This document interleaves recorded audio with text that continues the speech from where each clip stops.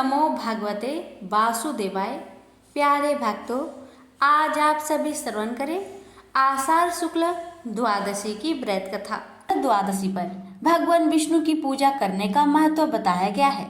इस तिथि पर भगवान विष्णु के 12 नामों से पूजा करनी चाहिए। साथ ही ब्राह्मण भोजन या जरूरतमंद लोगों को अन्न दान करना चाहिए। द्वादशी के दिन चावल का दान करना बहुत शुभ माना जाता है। ऐसा कहा जाता है कि इस दिन चावल का दान करने से व्यक्ति को सभी परेशानियों से छुटकारा मिल सकता है और सौभाग्य की प्राप्ति भी हो सकती है। इतना ही नहीं, एकादशी की अगले दिन यानी द्वादशी के दिन चावल का दान करने से दुगने फल की प्राप्ति होती है।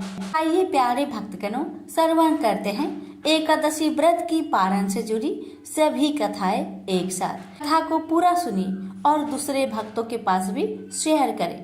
कथा इस प्रकार है। एक बार राधा रानी जी सखी से बोली, सखी तुम श्री कृष्ण की प्रसन्नता के लिए किसी देवता की ऐसा पूजा बताओ जो परम सौभाग्य वर्धक हो।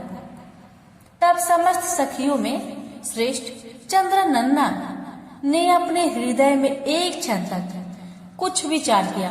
फिर बोली, चंद्रनन्ना ने कहा, राधे, परम सौभाग्यदायक और श्री कृष्ण की भी प्राप्ति के लिए वरदायक व्रत तुलसी की सेवा। तुम्हें तुलसी का सेवा का ही नियम लेना चाहिए, क्योंकि तुलसी का यदि स्पर्श अथवा ध्यान, नाम, संकीर्तन, आरोपण, सिंचन किया जाए तो महान पुण्यप्रद होता है। राधे, जो प्रतिदिन तुलसी की 9 प्रकार से भक्ति करते हैं वे कोटि सहस्त्र योग तक अपने उस कृत्य का उत्तम फल भोगते हैं। मनुष्य की लगाई हुई तुलसी जब तक शाखा पर शाखा, बीज, पुष्प और सुंदर दलों के साथ पृथ्वी पर बढ़ती रहती है, तब तक उनके वंश में जो जो जन्म लेता है वो सभी हो 1000 कल्पों तक श्री हरि के धाम में निवास करते हैं। जो तुलसी मंजरी सिर पर रखकर प्राण त्याग करता है वो सैकड़ों पापों से युक्त क्यों न हो, यमराज उसकी ओर देख भी नहीं सकता। इस प्रकार चंद्रनन्ना की कही बात सुनकर राजेश्वरी श्री राधा ने साक्षात श्री हरि को संतुष्ट करने वाले तुलसी सेवन का व्रत आरंभ किया। केतकी वन में 100 हाथ गोलाकार भूमि पर बहुत ऊंचा और अत्यंत मनोहर श्री तुलसी का मंदिर बनवाया, जिसकी दीवार सोने से जड़ी थी और किनारे किनारे पद्म राग मणि लगी थी। वहाँ सुंदर सुंदर पन्ने हीरे और मोतियों के परकोटे से अत्यंत सुशोभित था और उसके चारों ओर परिक्रमा के लिए गली बनाई गई थी, जिसकी भूमि चिंतामणि से मंडित थी। ऐसे तुलसी मंदिर के मध्य भाग में हरे पल्लवों से सुशोभित तुलसी की स्थापना करके श्री राधा ने अभिजीत मुहूर्त में उनकी सेवा पारण की। व्रत आरंभ करके उन्होंने प्रत्येक मास पृथक पृथक रस से तुलसी को सींचा। कार्तिक महीने में दूध से सींचा, मार्गशीर्ष मास में ईख के रस से सींचा, पौष में दक्षरा रस से, माघ में 12 मासी आम के रस से, फाल्गुन मास में अनेक वस्तुओं से मिश्रित मिश्री के रस से और चैत्र मास में पंचामृत से सींचा और वैशाख कृष्ण प्रतिपदा के दिन उद्यापन का उत्सव किया। उन्होंने 2 लाख ब्राह्मणों को 56 भोगों से तृप्त करके वस्त्र और आभूषणों के साथ दक्षिणा दी। मोटे मोटे दिव्य मोतियों का एक भार और स्वर्ण का एक कोटि भार श्री गंगाचार्य को दिया। उस समय आकाश से देवता तुलसी मंदिर पर फूलों की वर्षा करने लगे। उसी समय स्वर्ण सिंहासन पर विराजमान हरिप्रिया तुलसी देवी प्रकट हुई। उनके 4 भुजाएं थी, कमल दल के समान विशाल नेत्र थे, 16 वर्ष की सी अवस्था और श्याम कांति थी। मस्तक पर हेममय किरीट प्रकाशित था और कानों में कंचनमय कुंडल झलमला रहे थे। गरुड़ से उतरकर तुलसी देवी ने रंगवल्ली जैसे श्री राधा जी को अपनी भुजाओं से अंक में भर लिया और उनके मुख चंद्र का चुंबन किया। तुलसी बोली, कलावती राधे, मैं तुम्हारी भक्ति से प्रसन्न हूँ। यहाँ इंद्रिय, मन, बुद्धि और चित्त द्वारा जो जो मनोरथ तुमने किया है वह सब तुम्हारे सम्मुख सफल हो।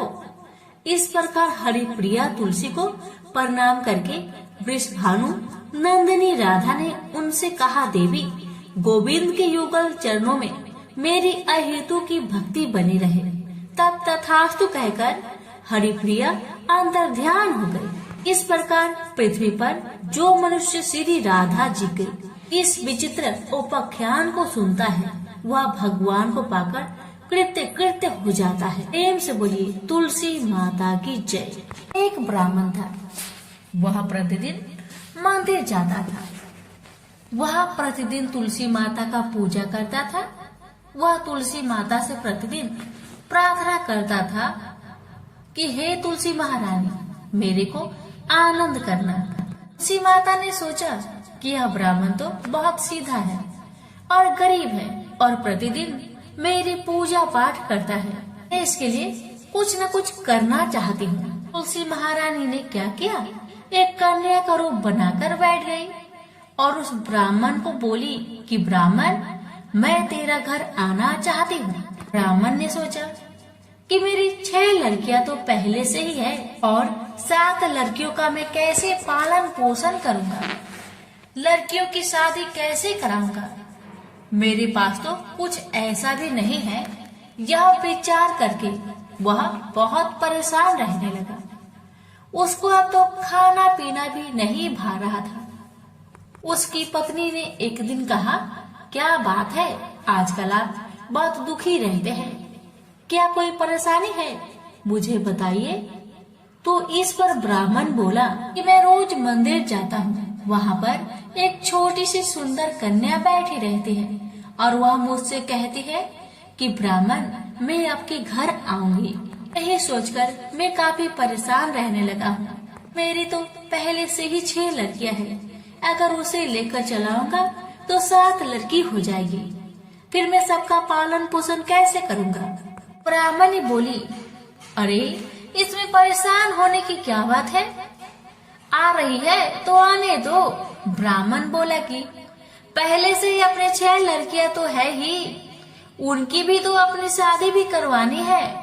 तो इस पर ब्राह्मणी बोली कि अरे ये तो कोई बात नहीं है, अपनी 6 लड़कियां की शादी करवाएंगे, वैसे ही 7वीं की भी करवा देंगे। अपन 7 लड़कियों की शादी साथ में करवा देंगे। अगले दिन जब वो ब्राह्मण मंदिर गया तो उस छोटी कन्या ने पूछा, ब्राह्मण, मैं आपके घर आऊं? तो ब्राह्मण बोला, हाँ चल बेटा चल। उनको वो अपने घर लेकर आ गया।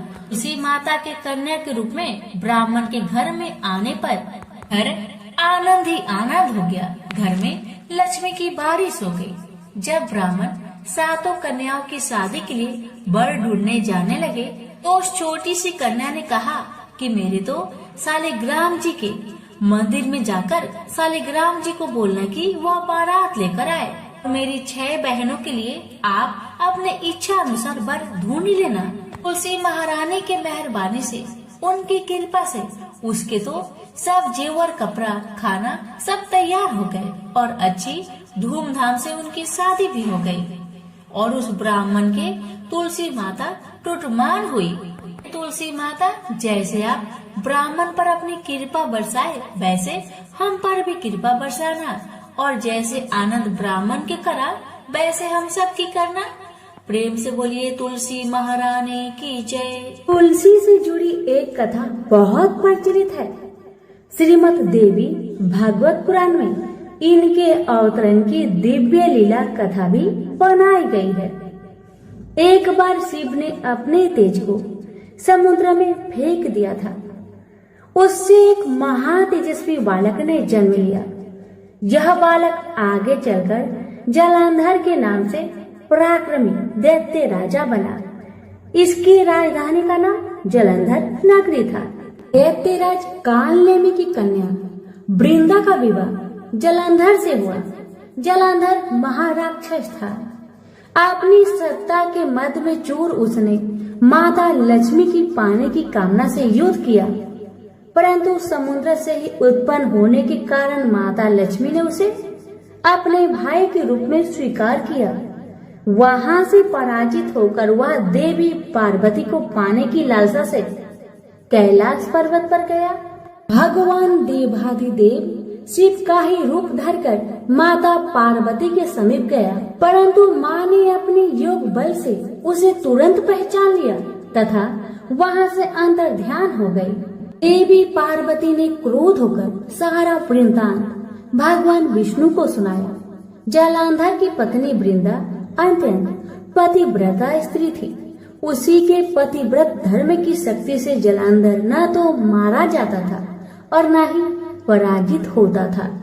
इसलिए जालंधर का नाश करने के लिए वृंदा के पतिव्रत धर्म को भंग करना बहुत जरूरी था। इसी कारण भगवान विष्णु ऋषि का भेष धारण करके वन में जा पहुँचे, जहाँ वृंदा अकेली भ्रमण कर रही थी।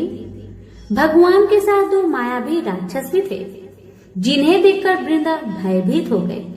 ऋषि ने वृंदा के सामने पल में दोनों को भस्म कर दिया।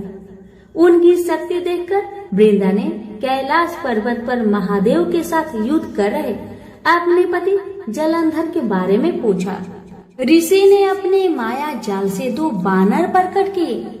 एक बानर के हाथ में जालंधर का सिर था तथा दूसरे के हाथ में धड़। अपने पति की यह दशा देखकर वृंदा मूर्छित होकर गिर पड़ी। होश में आने पर उन्होंने ऋषि रूपी भगवान से विनती की कि वह उसके पति को जीवित करे।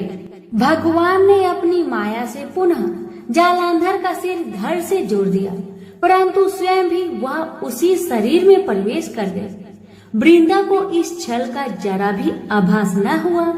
जालंधर बने भगवान के साथ वृंदा पतिव्रता का व्यवहार करने लगी, जिससे उसका अस्तित्व भंग हो गया। ऐसा होते ही वृंदा का पति जालंधर युद्ध में हार गया। इसी सारी लीला का जब वृंदा को पता चला तो उसने क्रोध होकर भगवान विष्णु को शीला होने का श्राप दे दिया तथा स्वयं सती हो गई। जहाँ वृंदा भस्म हुई वहाँ तुलसी का पौधा उगा। भगवान विष्णु ने वृंदा से कहा, हे वृंदा, तुम अपने अस्तित्व के कारण मुझे लक्ष्मी से भी अधिक प्रिय हो गई हो। अब तुम तुलसी के रूप में सदा मेरे साथ रहोगी। जो मनुष्य भी मेरे शालिग्राम रूप के साथ तुलसी का विवाह करेगा उसे इस लोक और परलोक में विपुल यश प्राप्त होगा। जिस घर में तुलसी होती है वहाँ यम के दूत भी असमय नहीं जा सकते। गंगा व नर्मदा के जल में स्नान तथा तुलसी का पूजन बराबर माना जाता है। चाहे मनुष्य कितना भी पापी क्यों न हो, मृत्यु के समय जिसके प्राण मंजरी रहित तुलसी और गंगा जल मुख में रखकर निकल जाते हैं, वह पापों से मुक्त होकर बैकुंठ धाम को प्राप्त होता है। जो मनुष्य तुलसी व आंवलों की छाया में अपने पितरों का श्राद्ध करता है, उसके पितर मोक्ष को प्राप्त हो जाते हैं। उसी दैत्य जालंधर की यह भूमि जालंधर नाम से विख्यात है। सती वृंदा का मंदिर मोहल्ला कोट किशनचंद में स्थित है। कहते हैं इस स्थान पर एक प्राचीन गुफा थी जो सीधी हरिद्वार तक जाती थी। सच्चे मन से 40 दिन तक सती वृंदा देवी के मंदिर में पूजा करने से सभी मनोरथ पूर्ण होते हैं। तो प्रेम से बोलिए तुलसी मैया की जय। ब्रह्मा जी के मानस पुत्र धर्म का विवाह दक्ष की कन्या मूर्ति से हुआ था। इन्हीं मूर्ति की कोख से नर और नारायण का जन्म हुआ। बड़े होने पर नर और नारायण बद्रिका आश्रम चले गए और ईश्वर की कठिन तपस्या करने लगे। उनकी कठिन तपस्या से इंद्र घबरा गए। वे सोचने लगे, अगर ये नर और नारायण इस तरह कठिन तप करते रहे तो एक दिन इंद्रासन पाने का अधिकारी हो जाएंगे। मुझे इनकी तपस्या भंग करनी चाहिए। यह सोचकर इंद्र ने कामदेव को आदेश दिया, कामदेव, तुम अप्सराओं को लेकर बद्रिका आश्रम जाकर नर नारायण की तपस्या भंग कर दो। इंद्र की आज्ञा पाकर कामदेव अप्सराओं को साथ लेकर बद्रिका आश्रम पहुंचा और नर नारायण की तपस्या भंग करने की कोशिश करने लगा। लेकिन नर और नारायण पर कामदेव की माया का कोई प्रभाव नहीं पड़ा। निराश होकर कामदेव अप्सराओं सहित वापस इंद्र के वहां पहुंचा और बोला, देवराज, मैं अपनी कोशिश में असफल रहा। वो दोनों ऋषि भगवान भजन में इतने तल्लीन हैं कि उन पर हमारी किसी कोशिश का भी रत्ती भर भी असर नहीं हुआ। इंद्र बोले, कोई बात नहीं, मैं किसी अन्य तरीके से उन्हें साधना से विचलित करने की कोशिश करूंगा। इंद्र ने अनेक कोशिशें की, किंतु अपनी हर कोशिश में नाकामयाब रहा। पर इस बीच एक ऐसा संयोग बन गया कि इंद्र को अपनी मनचाही मुराद पूरी होते दिखाई देने लगी। एक दिन महर्षि च्यवन नकुलेश्वर तीर्थ में नर्मदा में स्नान करने पधारे। अभी उन्होंने जल पर पैर रखा ही था कि तभी एक सांप ने उनका पैर थाम लिया। महर्षि ने पैर छुड़ाने की बहुत कोशिश की, लेकिन पैर छोड़ने के बजाय सांप ने अपनी जकड़ में और तेज कर दी। वे दर्द से कराह उठे। आह, मेरा पूरा जिस्म सुन्न हो गया। अरे छोड़ दुष्ट, नहीं छोड़ता, जा, मैं तुझे श्राप देता हूँ कि इसी क्षण से तू विषहीन हो जाएगा। ऋषि के श्राप से सांप विषहीन हो गया। ऋषि भी बेहोश हो गए, लेकिन उसने ऋषि को नहीं छोड़ा।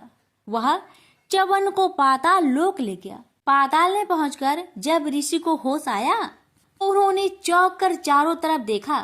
कुछ देर का ही समय बीता था कि कई दैत्य ऋषि के सम्मुख पहुंचे और उन्हें सादर प्रणाम कर दैत्यराज प्रहलाद के पास ले गए। दैत्यराज ने च्यवन ने ऋषि की बहुत आवभगत की और ऊंचे सिंहासन पर बैठाकर उनका आशीर्वाद लेते हुए कहा, मुनिवर, मेरा अहो भाग्य कि आपने दैत्य की इस नगरी में पधारकर हमें कृतार्थ किया। मेरे योग्य कोई सेवा हो तो बताइए। महर्षि च्यवन बोले, मैं यहाँ अपनी इच्छा से नहीं आया दैत्यराज, मुझे यहाँ पर एक भयंकर सांप ने खींच लाया है। प्रहलाद बोला, किसी भी बहाने से सही आप पाताल लोक पधारे तो सही, यही हमारे लिए बहुत गर्व की बात है। अब मैं आपको जल्दी वापस पृथ्वी पर न जाने दूंगा। प्रहलाद ने महर्षि की इतना सेवा शुश्रूषा की कि च्यवन ने खुश हो गए। एक दिन जब प्रहलाद च्यवन ऋषि की पैर दबा रहा था तो मुदित स्वर में ऋषि ने कहा, दैत्यराज, मैं तुम्हारी सेवा से बहुत प्रसन्न हूँ। तुम जो भी प्रश्न पूछना चाहते हो पूछ सकते हो। प्रहलाद बोला, महर्षि, बहुत दिनों से मैं तीर्थाटन के लिए जाने की सोच रहा हूँ, किंतु निर्णय नहीं ले पा रहा हूँ कि किस तीर्थ के दर्शन करने जाऊं। महर्षि बोले, पृथ्वी पर नैमिषारण्य, आकाश पर पुष्कर और पाताल में चक्र तीर्थ है। तुम इनमें से जहां भी चाहो जा सकते हो। प्रहलाद बोला, चक्र तीर्थ तो मैं हो आया हूँ, पुष्कर फिर कभी जाऊंगा। सबसे पहले मैं पृथ्वी पर नैमिषारण्य जाना चाहता हूँ। महर्षि बोले, यदि ऐसी ही तुम्हारी इच्छा है तो बेशक पहले वो ही हो आओ, मेरा आशीर्वाद तुम्हारे साथ है। प्रहलाद अपने दैत्य साथियों के साथ नैमिषारण्य पहुंचा। एक जगह पहुंचकर एक पेड़ की ओर इशारा करके सेनापति ने कहा, महाराज, जरा उस पेड़ को तो देखिए। उसकी हर शाखा और तने पर तीर ही तीर घुसे हुए हैं। पेड़ के पास पहुंचकर प्रहलाद ने कहा, किसी पक्के धनुषधारी ने इस पर अभ्यास किया लगता है। हर तीर के नीचे एक बिंधा हुआ नाग। यह तो सरासर हमारी बेइज्जती है। नाग हमारे मित्र हैं, इसलिए जिसने भी इस नागों को इतनी बेदर्दी से मारा है वह हमारा दुश्मन है। कभी पेड़ के झुरमुट से उन्हें दो तपस्वी निकलते दिखाई दिए, जिनके कंधों पर धनुष बाण थे और जिन्होंने गले में सूत की मालाएं पहनी हुई थी। उनके पास जाकर प्रहलाद ने पूछा, तुम दोनों कौन हैं और इस घनघोर जंगल में क्या कर रहे हो? उन व्यक्तिकों ने उत्तर दिया, मैं नर हूँ और ये नारायण हैं। हम इस जंगल में तपस्या करते हैं और शस्त्र अभ्यास भी। प्रहलाद बोला, उस पेड़ पर जो बाने से बिधे हुए नाग है, क्या उन पर भी तुम दोनों ने ही अभ्यास किया है? नारायण बोले, हाँ, परंतु तुम कौन हो और यह प्रश्न किस लिए कर रहे हो? प्रहलाद ने उत्तर दिया, मैं दैत्यराज प्रहलाद हूँ। नागों की हत्या करके तुम दोनों में बड़ा ही अपराध किया है। तुम दोनों को इसका दंड भुगतना पड़ेगा। प्रहलाद की बात सुनकर दोनों तपस्वियों के चेहरे तन गए। वे बोले, कौन देगा हमें दंड? हमें दंड देने वाला भी विश्व में पैदा नहीं हुआ है। अपना रास्ता नापो दैत्याधापति।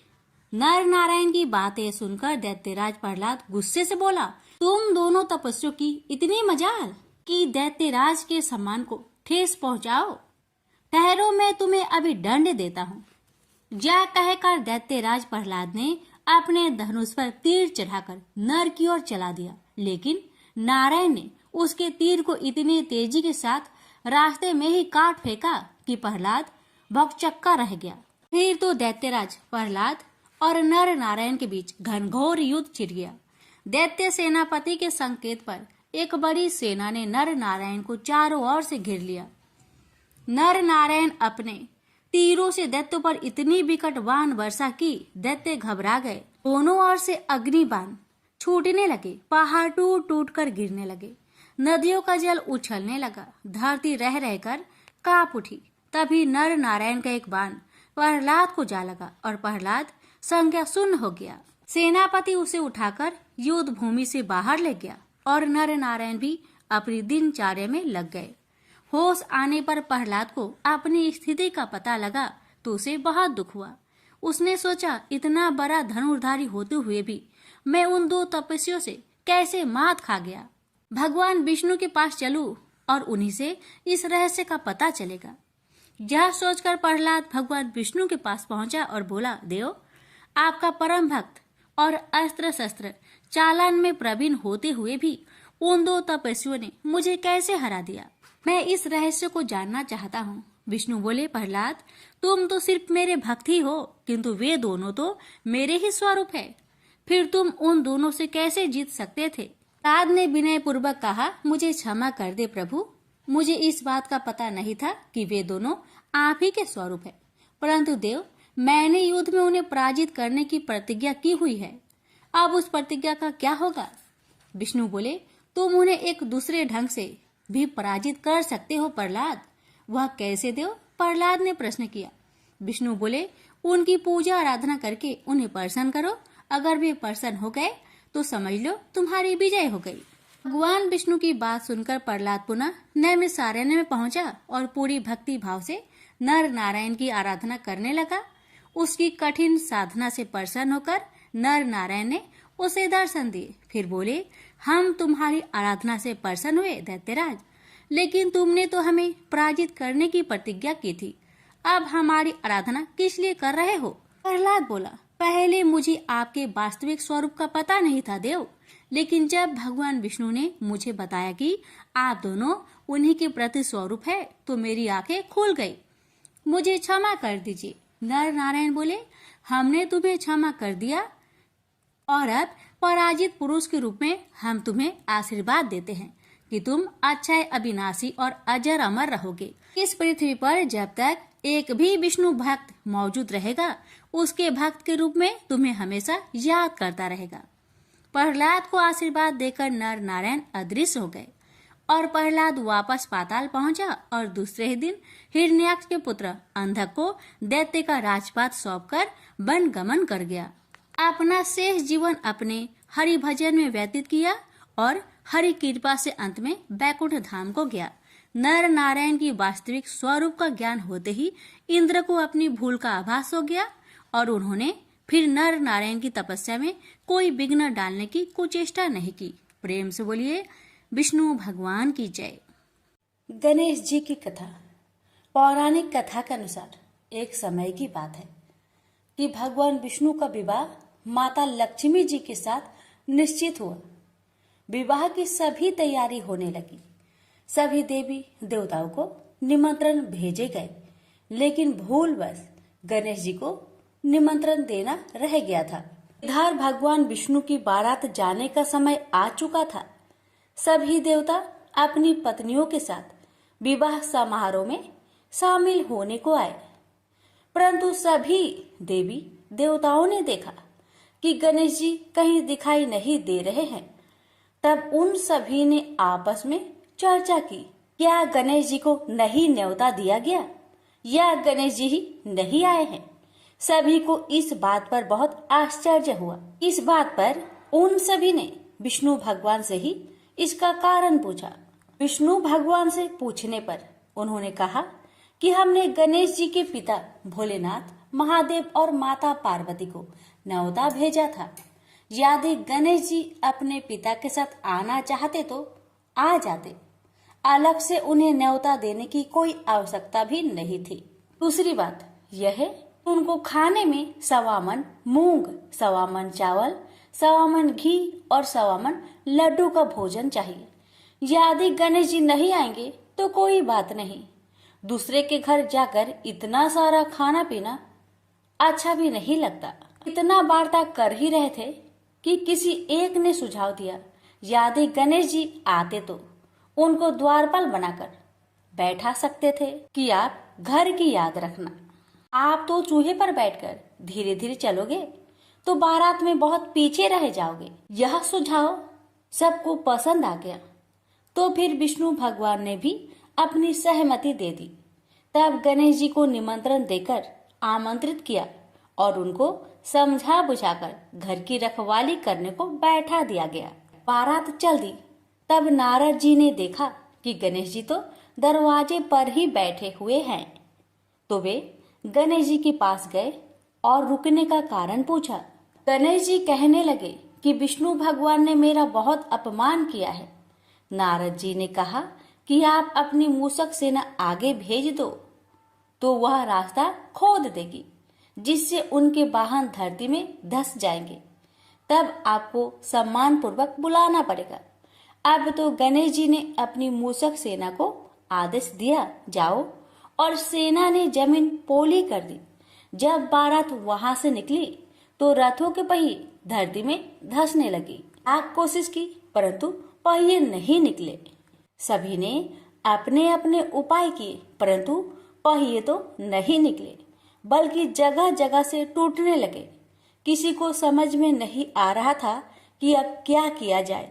तब तो नारद जी ने आकर कहा, आप लोगों ने गणेश जी का अपमान किया, जिस कारण यह विघ्न आ रहे हैं। यदि उन्हें मनाकर लाया जाए तो आपका कार्य सिद्ध हो सकता है और यह संकट टल सकता है।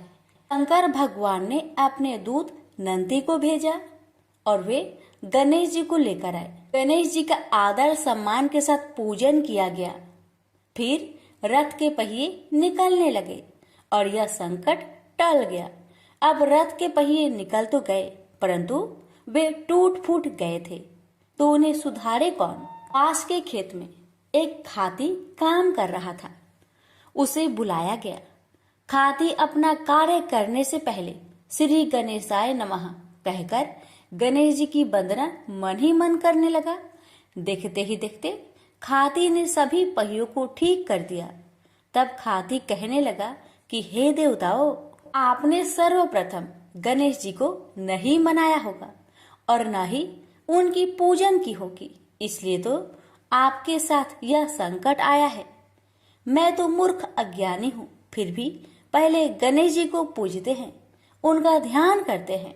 आप लोग तो देवगण हैं, फिर भी आप गणेश जी को कैसे भूल गए। अब आप लोग भगवान श्री गणेश जी की जय बोलकर जाए तो आपके सब काम बन जाएंगे और कोई संकट भी नहीं आएगा। ऐसा कहते हुए बारात वहां से चल दी और विष्णु भगवान का लक्ष्मी जी के साथ विवाह संपन्न करा के सभी सकुशल घर लौट आए। हे गणेश जी महाराज, आपने विष्णु को जैसा कार्य सरियो ऐसा कार्य सबको सिद्ध करिजो। बोलिए गजानन भगवान की जय।